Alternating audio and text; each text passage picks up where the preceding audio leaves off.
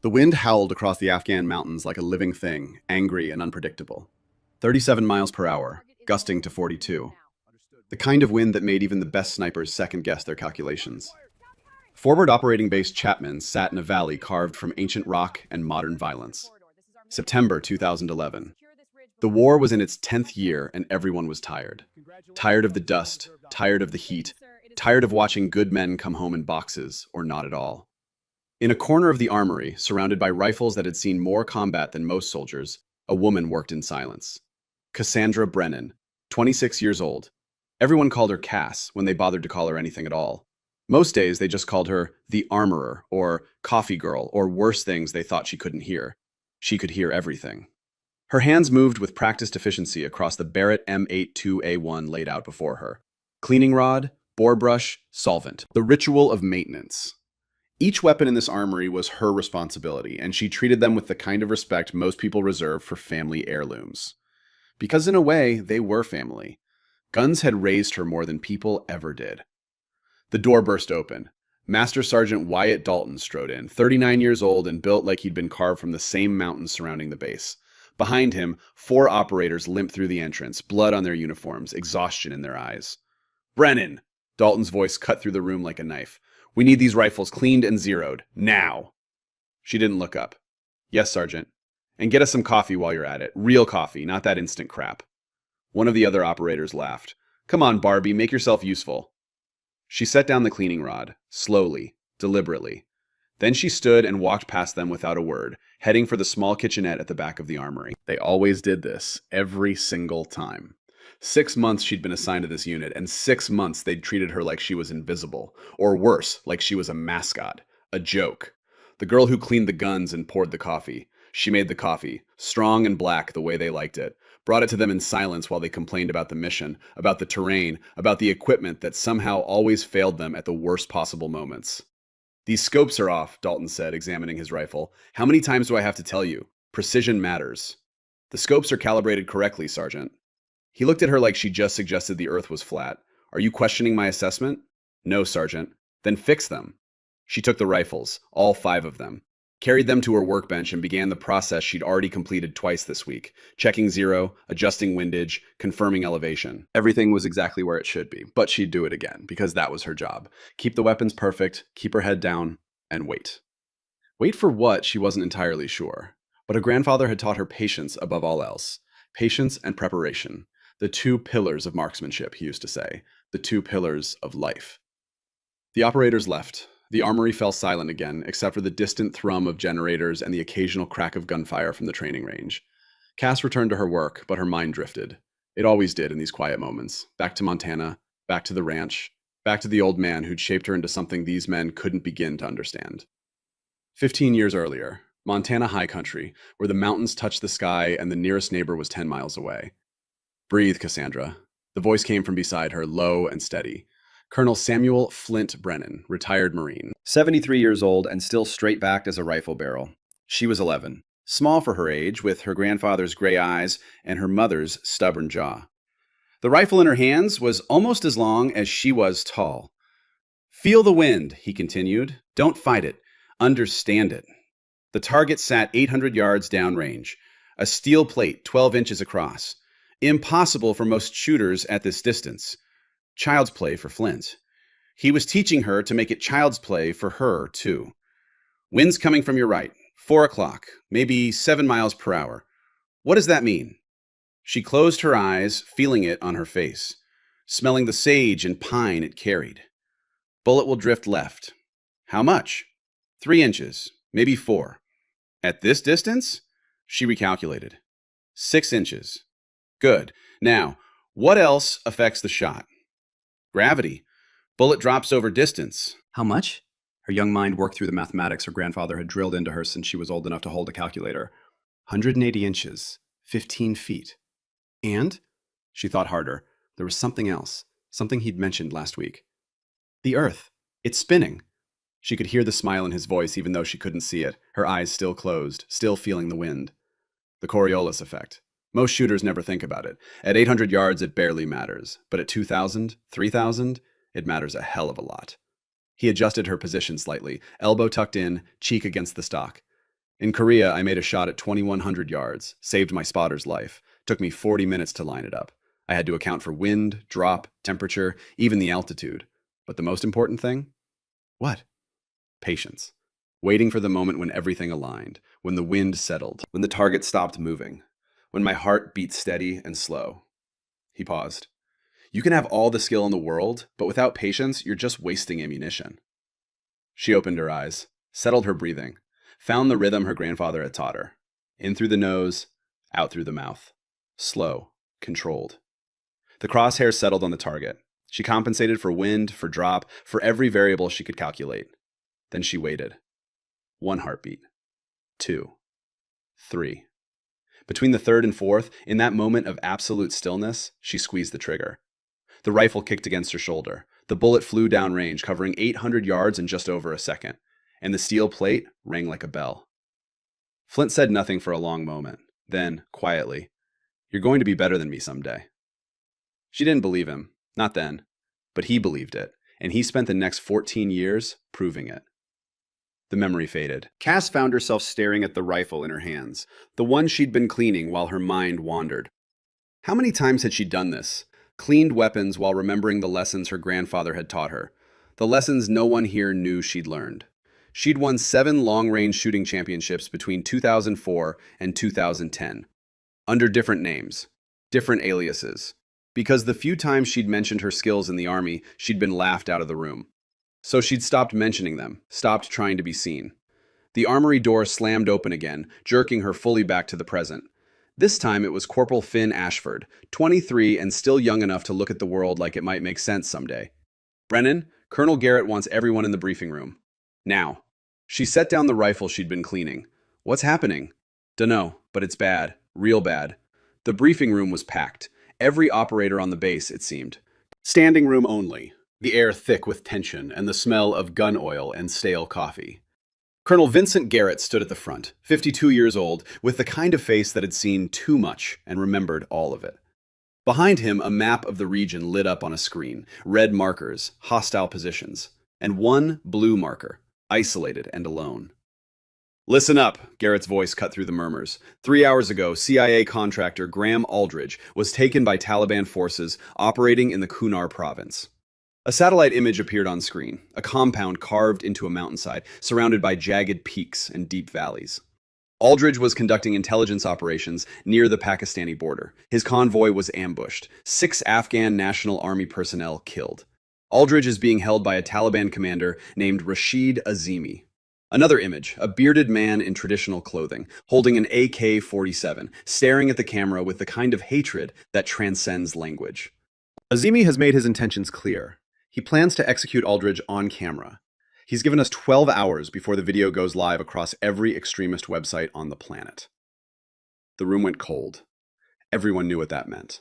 Not just for Aldridge, but for American credibility, for morale, for the families watching at home. "We have no negotiation leverage," Garrett continued. "Azimi isn't interested in prisoners. He wants a propaganda victory. He wants to show the world that Americans die badly in his mountains." Dalton spoke up from the front row. "Rules of engagement, sir?" "Eliminate Azimi, extract Aldridge, no collateral damage to civilian structures." Garrett's jaw tightened. "Command has denied airstrike authorization. Weather system moving in, plus the compound is too close to a refugee settlement. 1 errant bomb and we create 50 more Azimis." He zoomed in on the map, a ridgeline clearly marked. Then another position, nearly 4 miles away. "Azimi is coordinating from this position. He moves constantly, never stays in one place more than 20 minutes. He knows we're watching. He's got 6 bodyguards acting as human shields, and he's positioned himself exactly 4,200 yards from our nearest possible overwatch position." Silence. 4,200 yards, almost 2.5 miles. The kind of distance that existed in record books and war stories, not in actual operational reality. "Dalton," Garrett's eyes found the master sergeant. "You're our best long-range shooter. What's your assessment?" Dalton stood, moving to examine the map more closely. His face was stone, but Cass could see the calculations happening behind his eyes. She'd watched him shoot. He was good. Very good. But 4,200 yards? "My personal record is 2,100 yards, sir. Confirmed kill in Helmand Province, 2009. He studied the terrain. 4,200 is... That's outside the effective range of almost every weapon system we have available.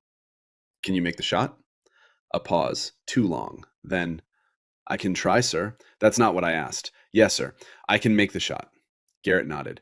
You have 2 hours to get in position. After that, Azimi may move the hostage deeper into the cave system, and we lose any chance of extraction. He looked around the room. Questions?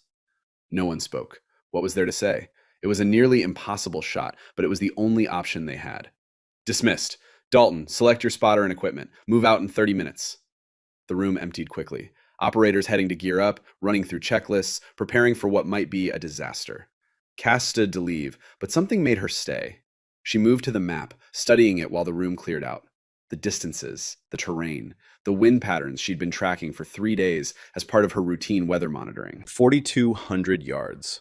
Her grandfather's record had been 3,800. Classified mission, classified location, sometime in 1967. He'd never told her the details, but he'd shown her the calculations, walked her through every variable, made her understand what it took to send a bullet almost 2.5 miles and still hit exactly what you aimed at. She dreamed about making a shot like that, practiced the math, calculated the tables, built rifles specifically designed for extreme long-range work. In civilian competitions across Montana, Wyoming, and Idaho, she'd won championships at distances that made military snipers shake their heads. But no one here knew that. No one asked. To them, she was just the girl who cleaned the guns. Behind her, Garrett's voice. Something on your mind, Specialist? She turned. The colonel stood alone now, arms folded, watching her with an expression she couldn't quite read. Permission to speak freely, sir? Granted. The Barrett M82A1. That's what Sergeant Dalton will use? It's our most powerful long-range platform. She nodded slowly. It's a .50 caliber, devastating impact. But at 4,200 yards, the round will be subsonic by the time it reaches target. Accuracy degrades significantly past 2,500 yards. Garrett's eyebrows rose slightly. You seem to know a lot about ballistics for an armorer. It's my job to know the capabilities of every weapon system on this base, sir. Fair enough. He turned back to the map. But that's what we have to work with, unless you've got a better suggestion. She did, but saying it out loud meant crossing a line she'd avoided for 6 months. Meant making herself visible in a way that invited mockery, dismissal, or worse. Her grandfather's voice echoed in her memory. When your moment comes, trust your training. K7, sir, in the auxiliary storage. K7? Chi-Tac M200 intervention, 408 caliber. I've been maintaining it as a backup long-range system. It's not as powerful as the Barrett, but it maintains accuracy at extreme distances, specifically designed for shots beyond 3,000 yards. Garrett studied her for a long moment. And you know this because? Because I requested it 6 months ago when I arrived, for exactly this kind of scenario.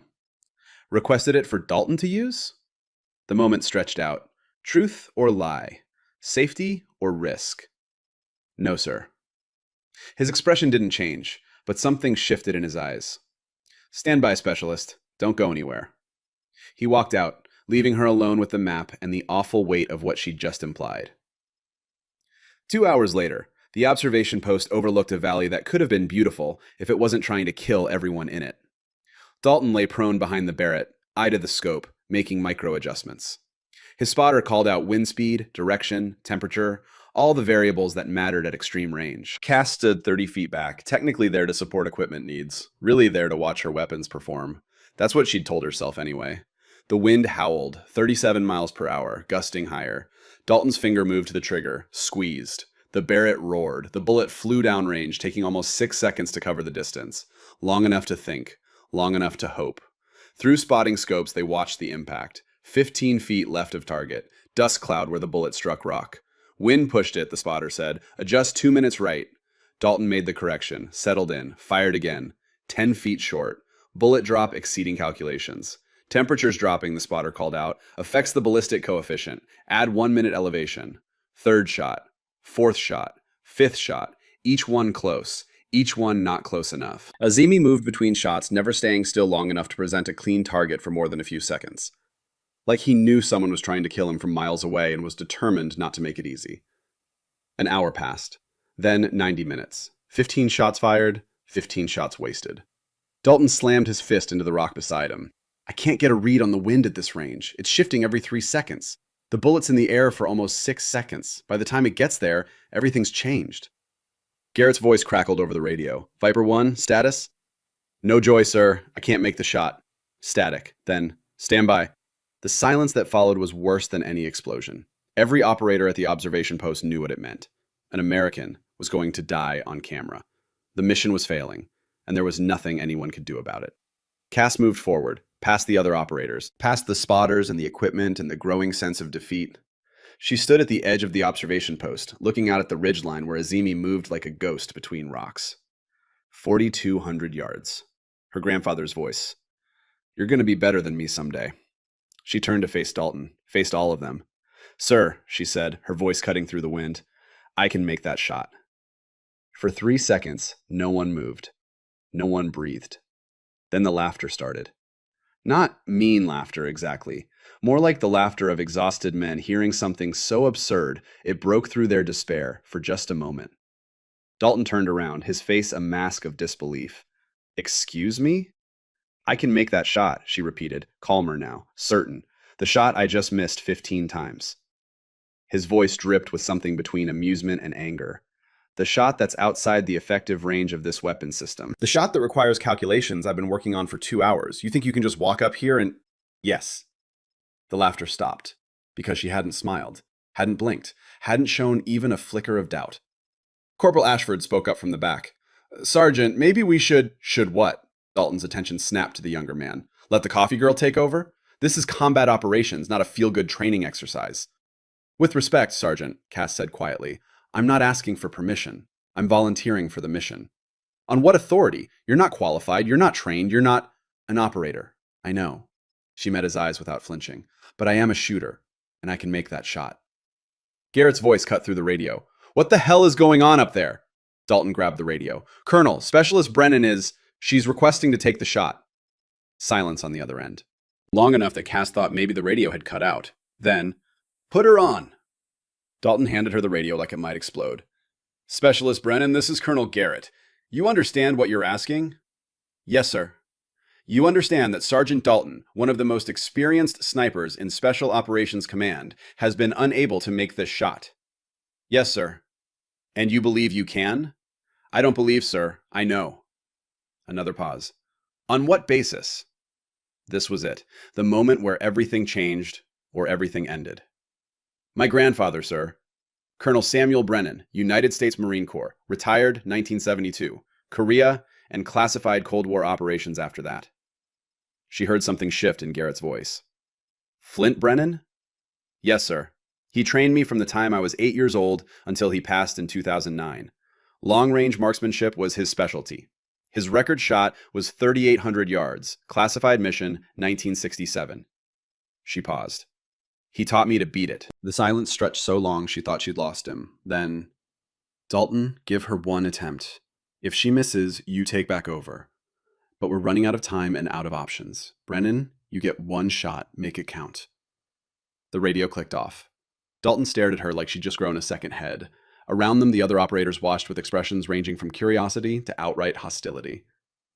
You're serious, Dalton said. It wasn't a question. Yes, Sergeant. He stepped aside, gesturing to the rifle with exaggerated theatrics. By all means, Princess. She didn't respond, didn't react, just moved to the firing position and immediately shook her head. Problem? Dalton's voice was sharp. The Barrett's effective range is 1,800 meters. Power isn't the issue at this distance. Precision is. She turned to Ashford. Case 7. The Shytac M200 I modified. It's in the auxiliary transport. Can you retrieve it? Ashford looked at Dalton. Dalton looked at Garrett's last position. Then slowly, he nodded. 5 minutes later, Cass was lying prone behind a weapon that looked almost alien. Massive. Purpose-built. The Shytac M200 intervention. Modified over 6 months of careful work. Custom barrel, specialized scope, a suppressor the length of her forearm. She began her calculations.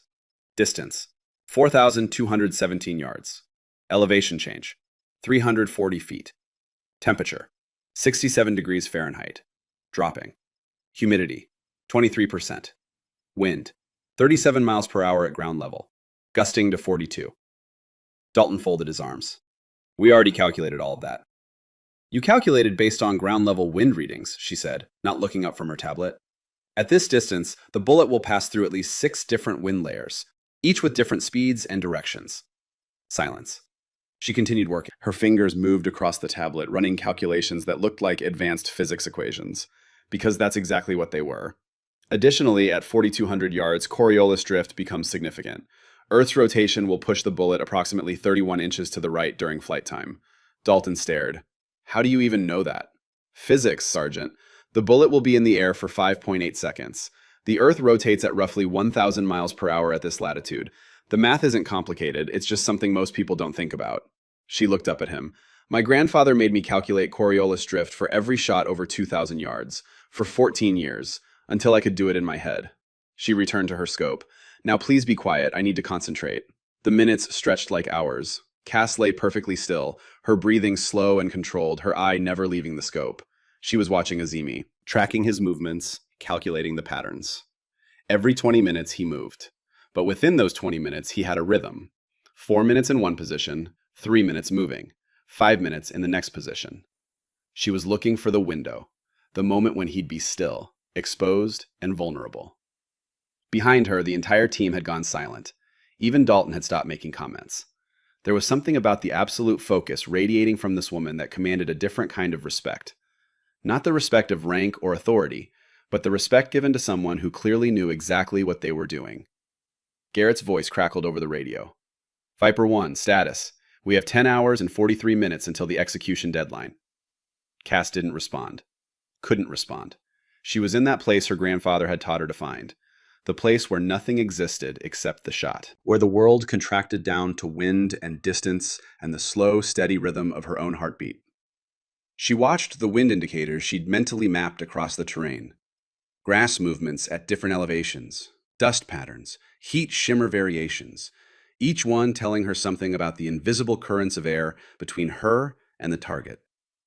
Every few seconds, she made micro-adjustments to her scope, tiny movements, fractions of a millimeter that would translate to feet at the target end.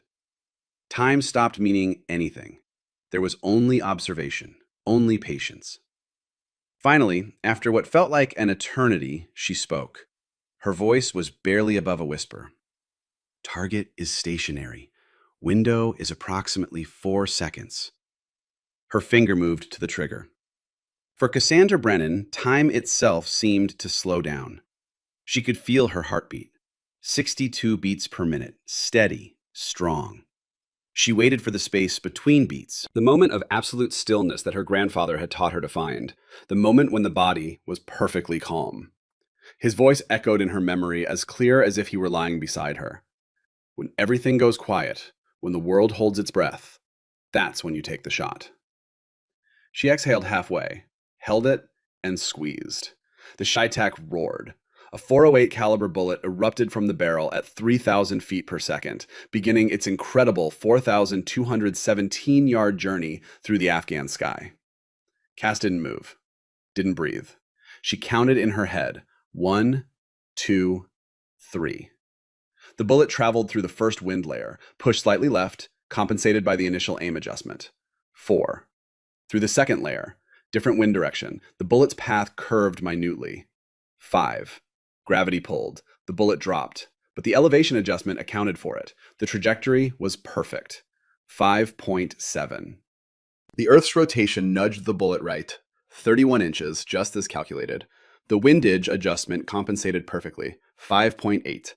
4,217 yards away, on a ridgeline carved from ancient stone, Rashid Azimi's head snapped backward.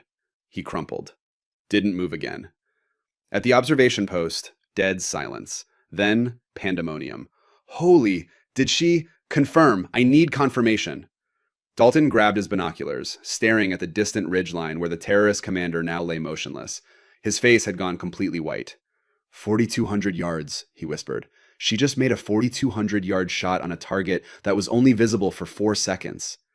He turned to look at Cass, who was calmly chambering another round, her eyes still pressed to the scope. She'd already moved on to the next problem. 3 hostiles remaining near the hostage position, she said, her voice perfectly calm. Ranges, 1,200 yards, 1,340 yards, 1,480 yards. Garrett's voice came through the radio, crackling with something that might have been shock. Authorized. Take them. Boom. 1 down. Boom. 2 down. Boom. 3 down. 45 seconds. 3 shots, 3 kills, at ranges that most snipers would consider challenging but manageable. For Cass, after making a 4,200-yard shot, they were almost insultingly easy. "Rescue team, move in," Garrett ordered. "All hostile threats neutralized." The team moved, fast and efficient, down the valley and toward the compound. Without return fire, without resistance, they reached the structure in 8 minutes. And at the observation post, 20 hardened special operations soldiers stood in absolute silence, staring at the woman who'd just done something they'd all believed was impossible. Dalton stood closest. His expression had gone through disbelief, through shock, and landed somewhere near awe. "Who are you?" he asked quietly. Cass finally looked up from her scope, met his eyes. And for the first time in 6 months, she didn't look away first. Someone who's been waiting for the shot that matters. The radio crackled to life. "Viper Actual, we have a problem." Garrett's response was immediate. "Say again?" "Enemy QRF inbound. 12 vehicles, approximately 60 fighters approaching from the northeast. Our rescue team is exposed. Extraction assets are 20 minutes out." Garrett's blood ran cold. The rescue team was still moving Aldridge to the extraction point. If those vehicles reached the compound, everyone would die. Before anyone could respond, Cass was already moving, ejecting the magazine, checking the chamber. Her hands moved with the kind of speed that comes from muscle memory so deep it's practically instinct. "Sergeant," she said, looking at Dalton, "I fired 4 consecutive shots. Barrel temperature is elevated.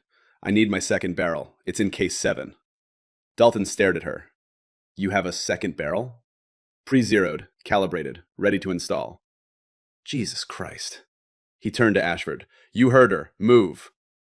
2 minutes later, with a fresh barrel installed and the rifle re-zeroed, Cass was back in position, watching through her scope as 12 vehicles approached in a convoy formation. 60 fighters, coming fast. The rescue team's voice came over the radio. "We need fire support. We're exposed and extracting a wounded package. Cannot engage that many hostiles." Garrett's response was grim. "Air support is 25 minutes out. Viper 1, can you engage?" Cass was already calculating. "Lead vehicle at 3,800 yards and closing. I can disable them, sir. Box them in." "You can't engage 12 vehicles with a sniper rifle," Dalton said. It wasn't an argument. It was just statement of fact. "You're one person with one gun." She looked at him. "My grandfather once held off a Chinese assault for 40 minutes in Korea. 27 confirmed kills. He taught me that one shooter in the right position is worth a platoon in the wrong one." She returned to her scope. "I'll hit the lead vehicle first, then the rear vehicle. Box them in. Make them predictable." Garrett's voice. "Authorized. Engage at will." Cass settled into position, controlled her breathing, found that place of absolute calm, and fired. The lead truck's engine exploded in a shower of sparks and smoke. The vehicle swerved violently off the road, the driver fighting to control it before it slammed into a boulder. Chamber. Acquire. Fire. The rear vehicle's fuel tank ruptured. Flames erupted. The vehicle behind it slammed on brakes, nearly colliding. The convoy was trapped, boxed in between 2 disabled vehicles on a narrow mountain road. Cass worked methodically, her face utterly calm, her hands absolutely steady. One by one, she disabled every vehicle in the convoy. Engine blocks, fuel tanks, tire assemblies. Each shot at ranges exceeding 3,000 yards. 12 vehicles, 12 perfect shots. The enemy fighters poured out of their disabled trucks, confused and exposed. They'd expected an ambush, maybe an IED, not surgical precision from miles away. And that's when the rescue team's supporting fire ripped through them. Caught in the open, disorganized, they never stood a chance.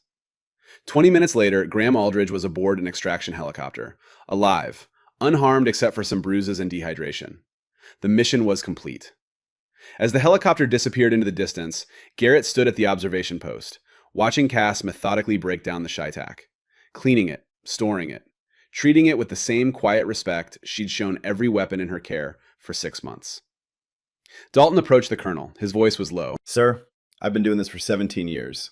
I've seen some incredible shooting, but that," he shook his head, "that was something else." Garrett nodded slowly. "Colonel Samuel Brennan. I knew him. Korea. He saved my father's life at Chosin Reservoir, winter of 1952. My father was a lieutenant, surrounded. Flint Brennan was on overwatch, held off an entire Chinese platoon long enough for the evacuation." He looked at Cass. "I heard stories about him my whole life, about his patience, his precision, the way he could make shots that shouldn't have been possible. He paused. I guess the legend lives on. Dalton was quiet for a moment. Then, we owe her an apology.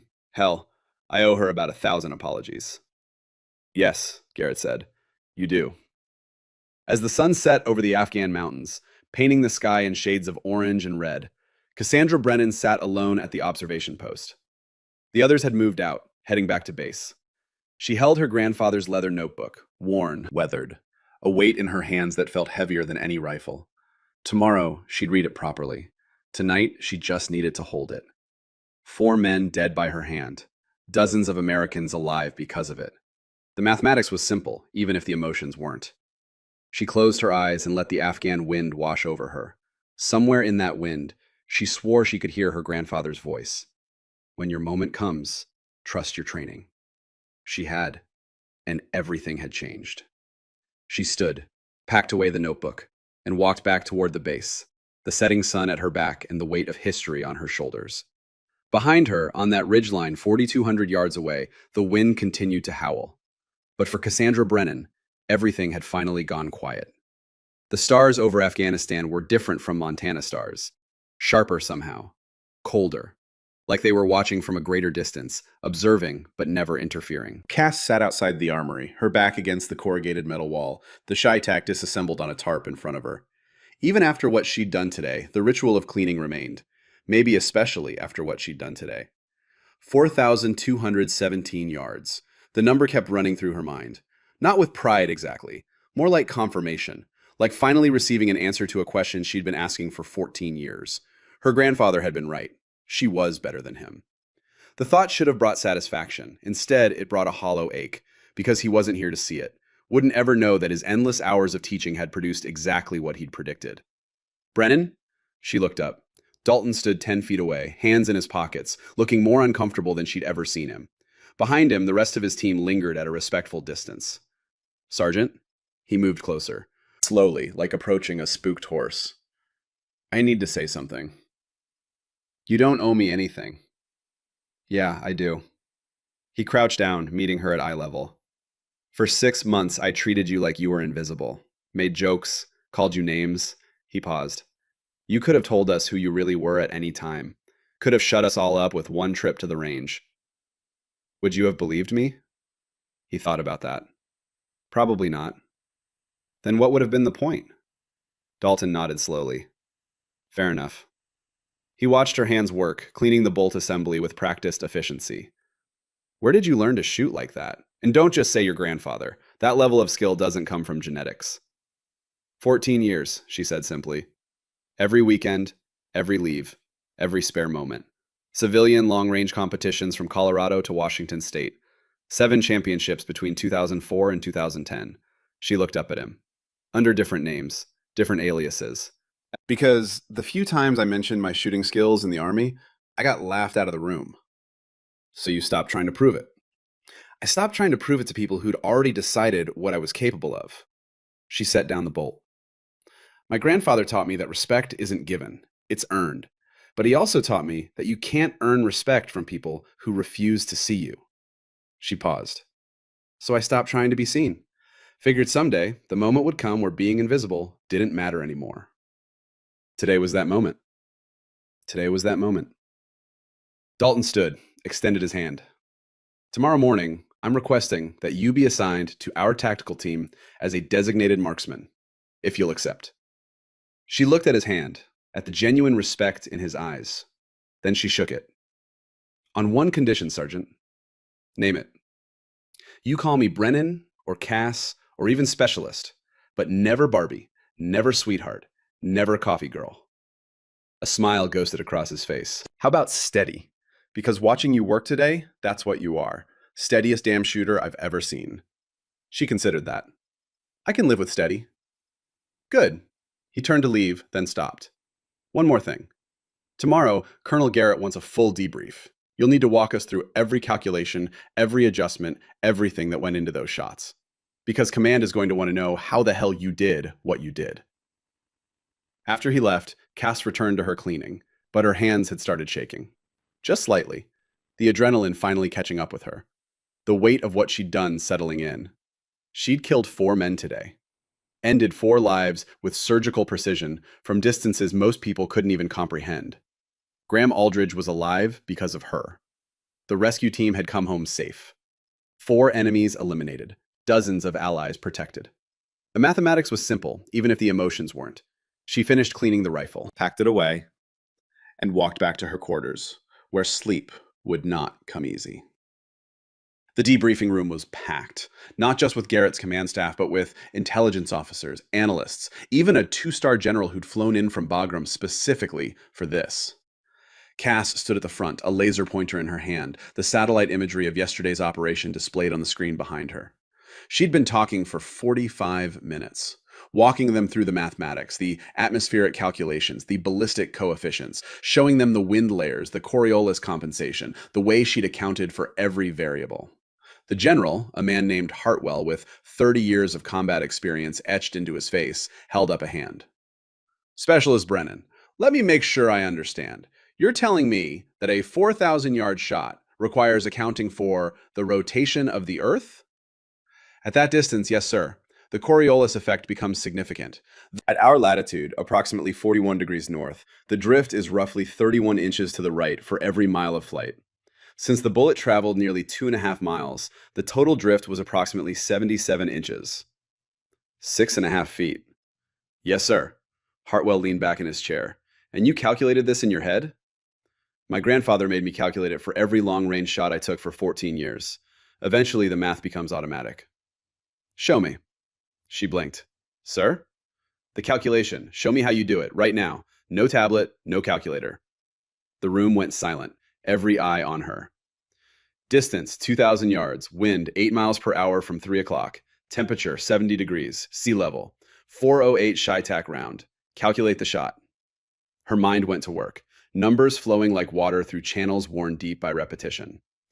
Wind drift at 2,000 yards, approximately 18 inches. Drop compensation, 160 inches.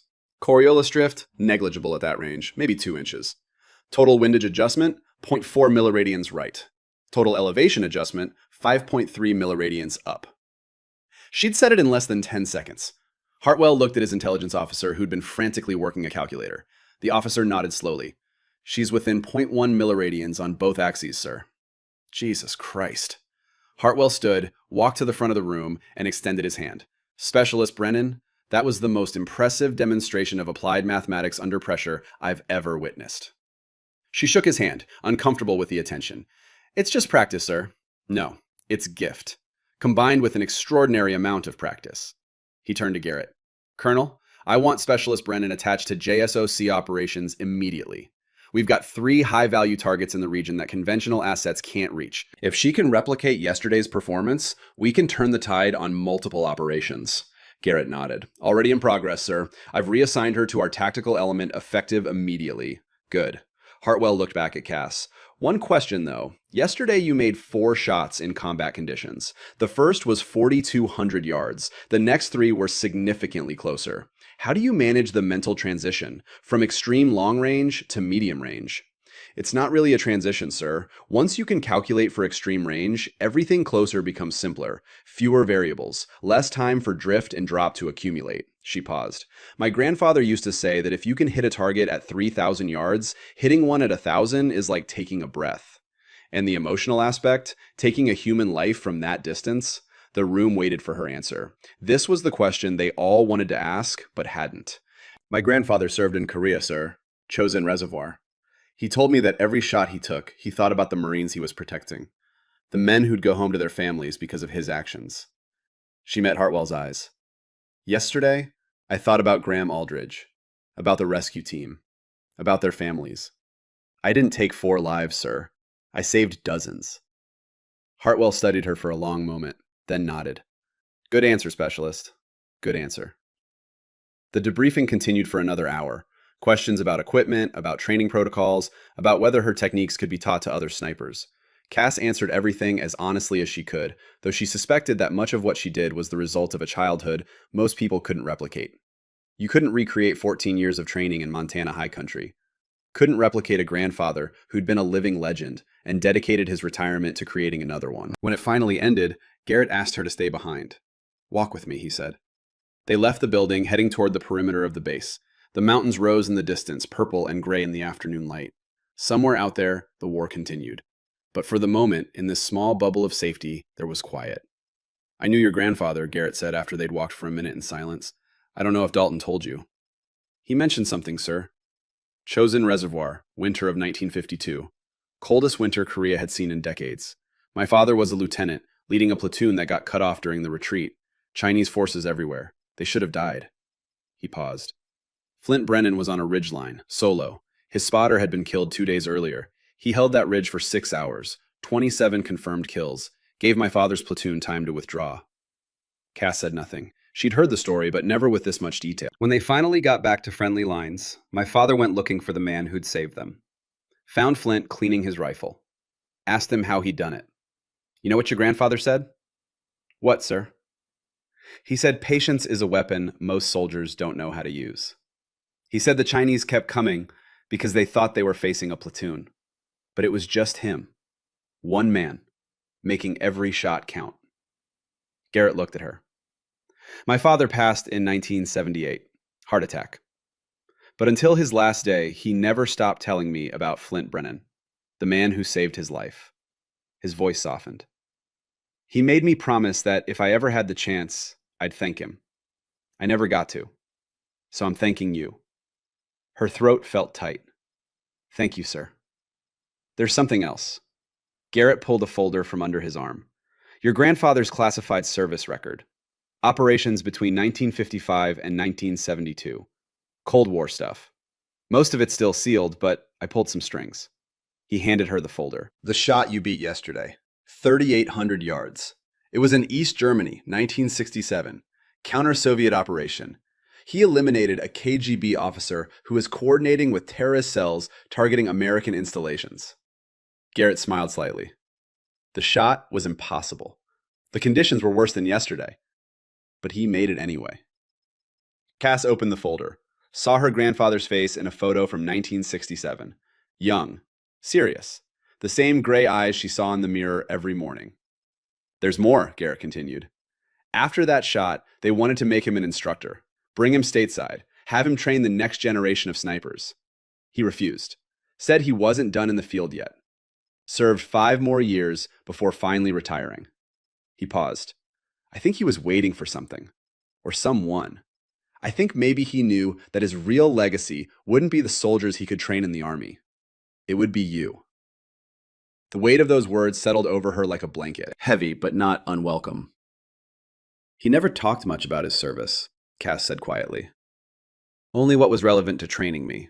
The technical aspects, the mathematics. That was his way. My father said the same thing. Flint Brennan was the quietest professional anyone had ever met. Did his job, did it better than anyone else, and never asked for recognition." Garrett smiled. "Sounds familiar." They walked back toward the command building. Cass clutched the folder like it was made of gold. "One more thing," Garrett said as they reached the entrance. "They're putting you in for a commendation. Silver Star, most likely, for yesterday's actions. The ceremony will be in a few months, probably stateside." "Sir, I was just doing my job." "That's what every person who's ever earned a Silver Star has said." He put a hand on her shoulder. "Let people honor what you did, Brennan. Not for your sake, for theirs. They need to know that extraordinary things are still possible, that legends can still be real." That night, Cass lay in her bunk, reading through her grandfather's service record by flashlight. Page after page of operations she'd never known about. Missions that had helped win the Cold War, one precise shot at a time. There were commendations she'd never seen. Letters from commanders praising his skill. Recommendations for promotion that he'd consistently turned down. And there, near the back, a handwritten note dated 1990. His retirement papers had been finalized. He was done. Moving back to Montana. The note was addressed to his commanding officer. "I'm going home to teach my granddaughter everything I know. She's 8 years old and can already hit a target at 300 yards. By the time I'm done, she'll be better than me. That's the only legacy that matters." Cass closed the folder, pressed it against her chest, and let herself cry for the first time since he'd died. The next morning brought a new mission. "Listen up." Dalton stood at the front of the briefing room, his team assembled. Cass stood among them now, no longer in the back corner, no longer invisible. "We've got actionable intelligence on a Taliban logistics coordinator operating out of a compound near the Pakistani border. This individual is responsible for coordinating weapon shipments, IED components, and fighter movements across the entire eastern region. He brought up a satellite image. The problem is the same as before. He's positioned himself in a location that's almost impossible to assault directly. Steep terrain, multiple defensive positions, civilian presence. Another image appeared. A man in traditional clothing examining what looked like a map. This is Hassan Wardak, high-value target. Command wants him eliminated or captured, preferably eliminated, because capturing him would require assets we don't have available. Ashford spoke up. Range to target? 3,200 yards from the nearest overwatch position. Dalton looked at Cass, well within Steady's capabilities. The use of her new call sign still felt strange, but good strange, like putting on a uniform that actually fit. When? She asked. Dawn tomorrow. We insert tonight, get in position, wait for first light. Wardak has a pattern. Every morning at 0600, he walks the perimeter of the compound. Takes him approximately 4 minutes. That's our window. The mission briefing continued for another hour. Routes, contingencies, rules of engagement, all the standard details that turn strategy into action. But Cass barely heard most of it. Her mind was already working through the calculations. 3,200 yards. She'd made that shot 100 times in competition. Had dropped targets at that range so consistently that event organizers started making her shoot last so the other competitors wouldn't be demoralized. This would be different though. Not a steel plate, not a paper target, a human being. Someone's son, maybe someone's father. But also someone responsible for American deaths, for the IEDs that had killed or maimed dozens. Taking his life would save others. The distinction mattered. The insertion went smoothly. 8 operators moving through darkness like ghosts, covering 12 kilometers of rough terrain in 4 hours. No contact, no complications. By 0200, they were in position on a ridgeline that overlooked the compound. Cass set up the ShyTac while the others established a security perimeter. The ritual of preparation calmed her nerves. Check the weapon, verify the scope, calculate the atmospheric conditions. Temperature, 58 degrees and rising. Wind, 12 miles per hour from the northwest. Humidity, 31%. Barometric pressure, 30.2 inches. She ran the numbers, worked through every variable. By the time dawn started painting the eastern sky pink and orange, she had her solution. Windage, elevation, every adjustment needed to send a bullet exactly where it needed to go. Dalton moved beside her, taking the spotter position. Ready? Ready. Range? 3,217 yards. Wind? 12 miles per hour northwest, gusting to 15. I'm compensating for worst case. Coriolis? 16 inches right. Drop? 93 inches. Time of flight? Approximately 4.2 seconds. He checked his own calculations, nodded. Everything matched. You don't have to do this, he said quietly. We can call in an airstrike. Make this someone else's burden. No, she said. This is what I'm here for. What my grandfather trained me for. To protect people. This Wardak, he's responsible for how many IED attacks? How many American soldiers dead or maimed because of the weapons he moved? She looked at Dalton. Taking his life saves how many others? He didn't answer. Didn't need to. Dawn broke fully. The compound below came to life. Guards moving, smoke from cooking fires. Normal morning activity in a place that was anything but normal. At exactly 0600, a figure emerged from the main building, walked with purpose toward the perimeter. Target acquired, Dalton said, confirming identity. He studied the man through his spotting scope, compared the face to the photos they'd been given. Confirmed. That's Wardak. Cass found him in her scope, watched him walk. He moved with confidence, completely unaware that death was watching from 2 miles away. Wind is steady, Dalton said. 12 miles per hour. No gust right now. Copy. You have the shot. Her heart rate dropped. 68 beats per minute. 64. 60. Wardak stopped walking, turned to look at something. He'd be still for maybe 3 seconds. 58 beats per minute. She waited for the space between heartbeats and fired. The ShyTac bucked against her shoulder. The bullet left the barrel at 3,000 feet per second, spinning at 270,000 RPM, beginning its journey through the dawn air. 4.2 seconds. An eternity and an instant. Through the spotting scope, Dalton watched, saw the impact, saw Wardak drop like someone had cut his strings. Confirmed kill, he said.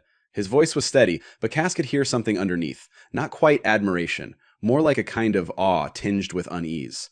She just killed a man from 2 miles away, made it look routine. Package secured, Garrett's voice crackled over the radio. Nice work, Viper 1. Exfil in 30. They broke down the equipment, moved out. By the time the sun was fully above the horizon, they were 2 kilometers away, moving fast through terrain that would make pursuit nearly impossible. But Cass's mind stayed behind, on that figure crumpling. On the life ended with one precise application of physics and skill. She'd killed 5 men now across 2 days, 5 human beings who'd been alive one moment and gone the next because she'd pulled a trigger. The mathematics was simple: 5 enemies eliminated, dozens of allies protected. But mathematics didn't account for the weight that settled in her chest, the knowledge that she'd become very, very good at ending human life from impossible distances. Back at base, after the debrief, after the backslaps and congratulations, Cass found herself alone in the armory again, cleaning the Shytac, going through the ritual that kept her hands busy and her mind occupied. Steady. Ashford stood in the doorway. The young corporal who'd been the first to show her respect, who'd asked genuine questions during her preparation for the first shot. Corporal? Can I ask you something? Sure. He moved closer, sat down on a crate. How do you do it? Make it look so easy? It's not easy. It's just practice. No, I mean, he struggled for words. You killed a man today from 2 miles away, and you looked like you were filing paperwork. No hesitation, no emotion, just math and execution. She set down the cleaning rod. What do you want me to say? That I feel terrible? That it haunts me? I don't know, something, anything. My grandfather told me that the moment you hesitate, the moment you let emotion into the equation, you've stopped being effective. You become a liability. She looked at Ashford. Every person I've killed in the past 2 days was responsible for American deaths. Wardock alone coordinated attacks that killed or wounded dozens. So no, I don't feel terrible. I feel like I did my job. And that's enough? She considered the question, really considered it. I don't know. Ask me in 20 years. Right now, I'm choosing to believe that intention matters. That saving lives by taking lives is different than taking lives for its own sake. She paused. That distinction has to mean something, has to be real. And if it's not, then I'll deal with that when the time comes. She returned to cleaning the rifle. Right now, I have a job. I'm good at it. And people are alive because I do it well. Ashford nodded slowly. Fair enough. He stood to leave, then paused. For what it's worth, I think your grandfather was right. You are protecting people. I've seen real killers, men who enjoy the work. You're not one of them. After he left, Cass sat in the silence, running her hands over the Shytac stock. The weapon that had become an extension of herself. The tool that transformed mathematics into mortality. She thought about her grandfather. About all the shots he'd made over 2 wars and 20 years of classified operations. Had he struggled with these questions? Or had his generation simply accepted that war required killing and moved on? The answer didn't matter. She wasn't her grandfather, wasn't any generation but her own. She'd have to find her own peace with what she did. Outside, the Afghan sun beat down on a base where warriors prepared for the next mission, where young men and women far from home tried to make sense of a war that never quite made sense. And in the armory, Cassandra Brennan finished cleaning her rifle, packed it away with the care of someone who understood that tools deserved respect, and walked out into the light. Tomorrow would bring new missions, new calculations, new shots that she'd make look routine. But tonight, she'd allow herself to be human, to feel the weight of what she'd done, to honor the complexity of being both protector and destroyer. She pulled out her grandfather's leather notebook, opened it to the first page. And there, in handwriting that had grown shaky with age but never lost its precision, were the words she needed to see. For Cassandra, when your moment comes, trust your training. Love, Flint. She had trusted it, trusted the mathematics, the preparation, the countless hours of practice. What she was still learning to trust was herself, the woman who could end lives from distances most people couldn't comprehend, the quiet professional who'd finally stopped being invisible, the legend in the making who'd give anything to be just Cass again. Just the girl from Montana who'd loved shooting because it brought her closer to her grandfather, not because it made her good at killing. But that girl was gone now, left behind on a ridgeline 4,200 yards from where the impossible became routine. In her place stood something else, someone else, steady, the woman who never missed. 6 months changed everything and nothing. Cass stood at the front of a classroom at Fort Benning, Georgia, looking out at 35 faces that ranged from skeptical to openly hostile. 33 men, 2 women, all of them wondering why the Army had assigned a 27-year-old female sergeant with no official sniper school credentials to teach the most advanced marksmanship course in the United States military. March 2012, spring in Georgia, which meant humidity that made Montana seem like a desert, and temperatures that climbed by the hour. The students sat in their chairs, arms folded, waiting for her to prove she belonged here. She recognized the look, had seen it on Dalton's face 6 months ago, on every operator at Fob Chapman who dismissed her as the coffee girl. The look that said, prove it or get out. My name is Sergeant Cassandra Brennan, she said, her voice carried across the room without strain. 6 months of combat operations had burned away any hesitation. Call sign steady. I'm your primary instructor for extreme long-range marksmanship. One of the male students, a staff sergeant with combat patches from 3 deployments, raised his hand. Sergeant Brennan, what's your personal record? 4,217 yards, confirmed kill. Eastern Afghanistan, September 2011. The room went silent. Even the skeptics knew what that number meant. The longest confirmed sniper kill in United States military history. A shot that had been classified for months and only recently declassified enough to be discussed in training environments. Bullshit, someone muttered from the back row. Cass smiled. Let's go find out. 20 minutes later, they stood at the Fort Benning long-range facility, the finest military shooting range in the country, capable of supporting shots out to 3,000 yards. She'd requested they set up a target at the maximum distance, 2,850 yards, just over 1.6 miles. The students watched as she set up the ShyTac M200, the same rifle she'd used in Afghanistan, the weapon that had become famous in certain circles. Some of the students were taking photos with their phones, though regulations said they shouldn't. She didn't care. Let them document this. Let them have proof. Extreme long-range shooting isn't about strength, she said as she worked. It's not about aggression or dominance. It's about understanding physics so completely that you can make a bullet do exactly what you want across distances that seem impossible. She loaded a single round, settled into position. The students gathered around with spotting scopes and binoculars, all pointed down range at the steel plate barely visible in the distance. No calculation on a tablet this time, no grandfather's notebook. Just 14 years of training crystallized into pure instinct. Wind from the east, 8 miles per hour. Temperature, 76 degrees. Humidity, 52%. Barometric pressure holding steady. She ran the numbers in her head. Windage, elevation, Coriolis drift. Everything that mattered compressed into a solution that took seconds to compute. Her heart rate dropped. The world narrowed to scope and target and the space between heartbeats. She fired. 4.1 seconds of flight time. The bullet arced through Georgia air, dropping, drifting, compensating for every force acting upon it. The steel plate rang out clear and sharp across the range. First shot. Perfect hit. When she stood and turned around, every face had changed. The skepticism was gone. In its place, something between respect and disbelief. Any questions? She asked. Every hand went up. The training was brutal. Not physically, though the heat and humidity took their toll. Mentally brutal. Psychologically brutal. She pushed them harder than any instructor they'd ever had because she knew what the job required. Dalton had told her once that the difference between a good sniper and a great one wasn't the shooting. Any competent marksman could learn to hit targets at distance. The difference was the patience, the ability to lie perfectly still for hours, to calculate and recalculate as conditions changed, to wait for the perfect moment and then execute without hesitation. She taught them mathematics that made their heads hurt. Atmospheric physics, ballistic coefficients, the Magnus effect, and how spin drift affected bullet trajectory. She made them calculate shots until they could do the math in their sleep. But more than that, she taught them patience. Your enemy is time, she told them during a field exercise. They'd been lying prone for 6 hours waiting for a target to appear downrange. Half of them were fidgeting, uncomfortable, ready to quit. You think 6 hours is a long time? In Afghanistan, I waited 10 hours for one shot. Didn't move, didn't eat, barely breathed. Because the moment I'd been preparing for required absolute stillness, absolute focus. She walked among them. The Taliban isn't patient. Al-Qaeda isn't patient. They move, they expose themselves, they make mistakes, but only if you're patient enough to wait for them. One of the female students, a Marine Lance Corporal named Rivera, spoke up.